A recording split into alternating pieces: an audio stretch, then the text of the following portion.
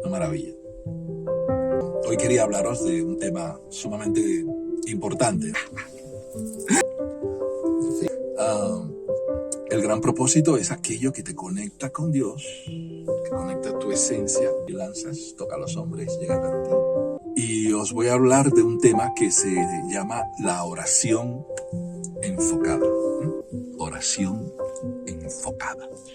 Es un tipo de oración que es orar de una manera específica, porque Dios te da unos talentos para que tú los emplees en conseguir unos frutos que sirvan para ti, para tus seres queridos y para los demás hombres, ¿no? Cuando llegue el momento, Dios te va a decir, a ver, ¿qué has hecho con mis talentos? Con los talentos que te di, como tu padre, ¿no? Que te diera una herencia y luego te dice, a ver, ¿qué has hecho con la herencia? Pues es que había una discoteca cerca de casa y lo has hecho, ¿no? Pues, no, mentira. Entonces, la oración enfocada es esa manera de orar de una manera específica para conseguir caminar hacia tus propósitos. Tenemos algunas cositas que resolver. ¿Qué tal si empezamos un proceso para que tengas una transformación espiritual por dentro, ¿no? Esa es la llamada espiritual. Y dice, oye, no me he olvidado de ti, lo que pasa es que tú no me escuchas. Y ahí comencé a trabajar todo lo que es tu gran propósito en la vida. ¿Y cuál es mi gran propósito? ¿Qué es aquello determinante para mí, para mi felicidad, que yo voy a hacer, que tiene que ver con mis talentos y que voy a poder emplear también para otros, ¿no? Para que otros también tengan la misma felicidad que yo adquiera, ¿no? Los mismos bienes o los recursos que yo pueda conseguir, la economía, el dinero, lo que sea, que también otras personas lo puedan tener y que en mi entorno también se note eso, ¿no? Y vi en una tienda, estaba buscando y de repente vi un cuadrito allí, negro, blanco y negro y tal, y consistía en que ese cuadrito tenía en el medio un libro, ¿no? El artista, ¿no? No es una persona que expresa ideas, conceptos, una persona que construye mundos y construye historias, ¿no? Con unos medios determinados, ¿no? Y al fin y al cabo las palabras son medios para construir historias, para construir mundos, ¿no?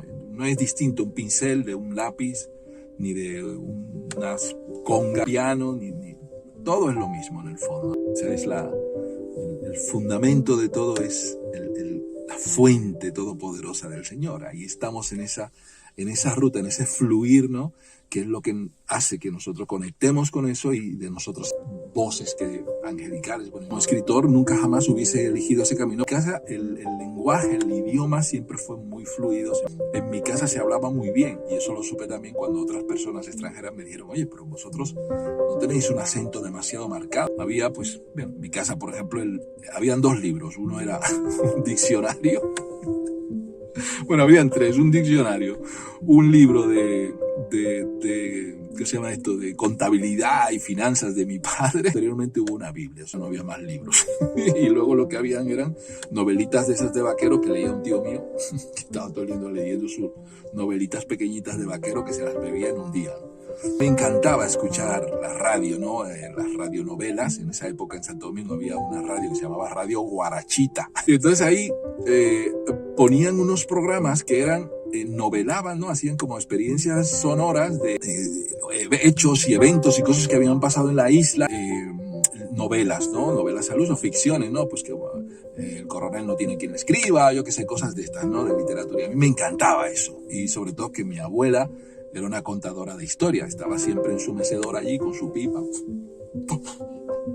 como una india apache, y siempre contando historias del pasado, ¿no? Porque en esa época todavía había un vínculo con lo que es la narración de voz, ¿no? Y entonces, bueno, pues era muy bonito la literatura oral, ¿no? Que se dice.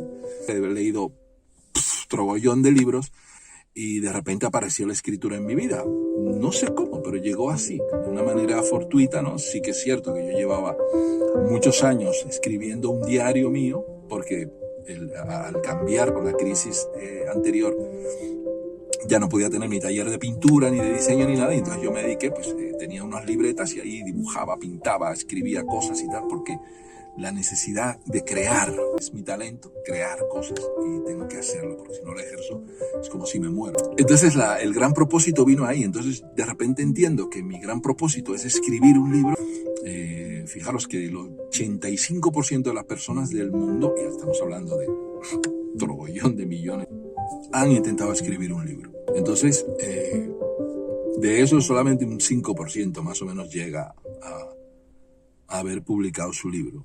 Y de ese 5%, un 1 y pico por ciento llega a ser un bestseller, como me pasó a mí, curiosamente. O sea que es algo dificilísimo de conseguir, ¿no? Y el bestseller, sobre todo, es complicadísimo.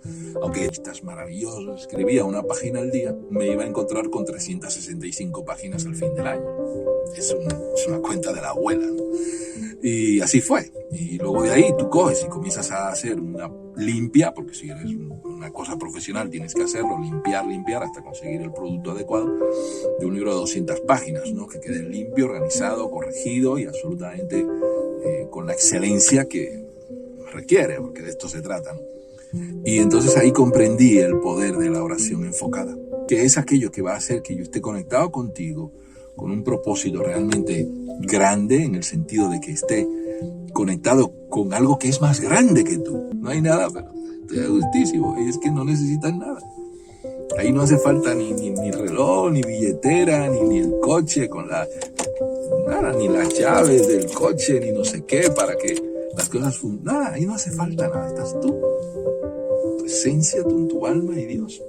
Y eso es todo lo que hace falta. Y eso es la oración enfocada, saber que estoy centrado en que Dios me manifieste qué es aquello que va a dar sentido a mi vida de una manera importante, me va a conectar con mi esencia y me va a conectar con la gente y va a permitir que yo los talentos que Dios me ha dado los pueda poner en función para que la gente reciba también bendiciones de ello, ¿no? Recibo bendiciones yo, reciben bendiciones mi entorno y las personas, ¿no? Ahí está la clave. Entonces todo eso, orando, conectado a Dios, a la fuente de todo poder, ¿no? Enrutado con Dios, tú lo consigues porque estás centrado en lo que quieres, estás alineado, toda tu vida está alineado con eso que tú quieres y finalmente estás con el foco, ¿no? Y al final lo consigues. Así que nada, voy a orar porque si estamos hablando de oración, pues lo mejor es orar. Voy a orar un poquito para que veas también lo sencillo que es y lo simple, que no hace falta que te vayas al Himalaya o tal, que tengas que dejar la mente en blanco porque no sé qué. Gracias, Padre, te he entendido, ¿no? Así que nada, vamos a orar, que está siempre muy bien. Padre, gracias por este momento. Yo te pido especialmente por la paz en el mundo.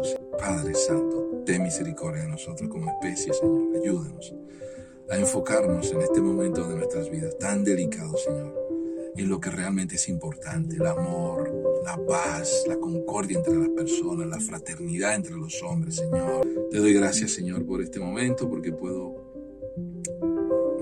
compartir estas cosas con los demás y porque estas cosas yo sé que ayudan a otras personas a entender, Señor, el poder de la fe y el poder de lo que es estar